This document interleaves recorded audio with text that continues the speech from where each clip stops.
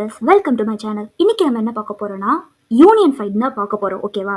ஆனால் அதுக்கு முன்னாடி கிராஃப் எல்லாம் கொஞ்சம் பேசிக்ஸ் வந்து டக்குன்னு பார்த்துட்டு வந்தால் உங்களுக்கு இன்னும் ஈஸியாக இருக்கும். ஓகேவா? இப்போ வாங்க. இப்போ ஃபர்ஸ்ட் வந்து அன்டைரக்டட் கிராஃப், அதாவது ஆரோ மார்க் இல்லாததை அன்டைரக்டட் கிராஃப்னு சொல்லுவாங்க.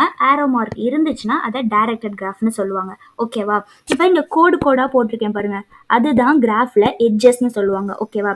தென் இங்கே 1 2 3 4 5 இருக்குல்ல, இவங்க எல்லாருமே நோட்ஸ்ன்னு சொல்லுவாங்க, இல்லை வேர்டெக்ஸஸ்ன்னு சொல்லுவாங்க. ஞாபகம் வச்சுக்கோங்க. Okay, undirected graph, then this is directed graph. Then இப்படி இருக்கிறதையுமே கிராஃப்னு தான் சொல்லுவாங்க. பார்க்க ட்ரீ மாதிரியே இருக்கா, இதுவுமே ஒரு கிராஃப் தான். ஆக்சுவலாக ட்ரீஸ் எல்லாமும் கிராஃப் தான், பட் அதுக்கு கொஞ்சம் ஸ்பெசிஃபை ரூல்ஸ், இதுக்குன்னு ஒரு ஸ்பெசிஃபை ரூல்ஸ் எல்லாம் இருக்குது. அதனால கொஞ்சம் பேரை மட்டும் மாற்றிக்கிறாங்க, அவ்வளோதான். ஓகேவா? இப்போ எட்ஜஸ்க்கு நடுவில் வேல்யூஸ் போட்டிருக்காங்கல்ல, இதெல்லாம் என்ன சொல்லுவாங்கன்னா எட்ஜ் வெயிட் அப்படின்னு சொல்லுவாங்க.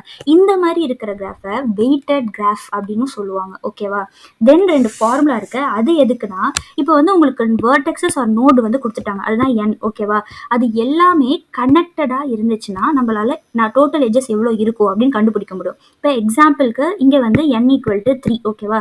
1 2 3, தென் எல்லாமே கனெக்டடா இருக்கு.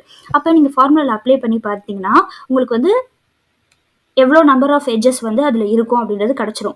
ஓகேவா? என்னன்னா n × n-1/2 தான் நம்ம ஃபார்முலாவா. இங்கே n என்னது 3. அப்போ அப்ளை பண்ணுங்க. 3 × 3 - 1 / 2 என்ன கிடைக்குது?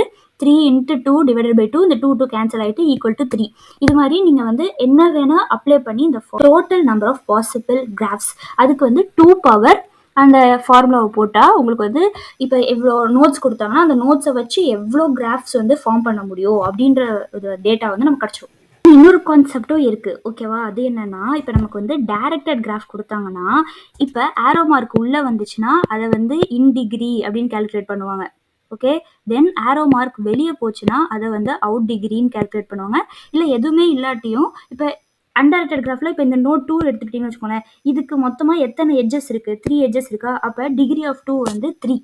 ஓகேவா? இந்த மாதிரி டிகிரி அப்படின்னு சொல்லி ஒரு கான்செப்டும் இருக்கு. ஆக்சுவலாக இதுதான் மேக்ஸிமம் பேசிக்காக கிராஃப்ல இருக்க கான்செப்ட்ஸ் எல்லாமே கவர் பண்ணுறோம். டக்கு நம்ம வந்து கனெக்டட் காம்பனன்ட்ஸ்னா என்னன்னு பார்ப்போம். ஓகேவா? இதுவும் கிராஃப்ல வந்து இந்த ப்ராப்ளம் சால்விங்ல வந்து ஏன் நம்ம யூனியன் ஃபைண்ட் யூஸ் பண்றோம் அப்படின்னு தெரிஞ்சுக்கிறதுக்கு ஒரு கான்செப்ட். ஓகேவா?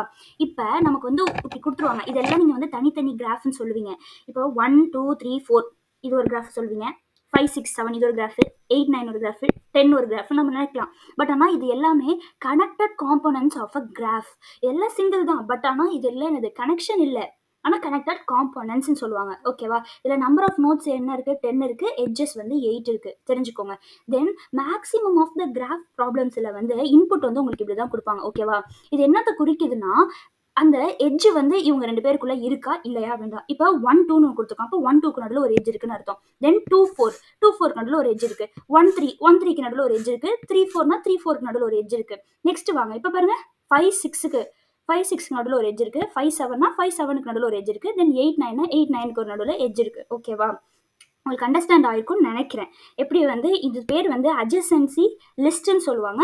தென் இந்த கிராஃபை வந்து நம்ம அட்ஜசன்சி லிஸ்ட், தென் அட்ஜசன்சி மேட்ரிக்ஸ், இது ரெண்டுத்துலையும் யூஸ் பண்ணலாம். ஆக்சுவலி அட்ஜசன்சி லிஸ்ட் நான் சொல்றேன்னா அரேஸ், அட்ஜசன்சி அரேஸ் சொல்றேன். ஓகேவா? மற்ற லாங்குவேஜ்ல நீங்க பைத்தான் தவிர வேற லாங்குவேஜ் இருந்தால் அட்ஜசன்சி அரே அந்த மாதிரி இருக்கும். ஓகேவா? கிராஃப்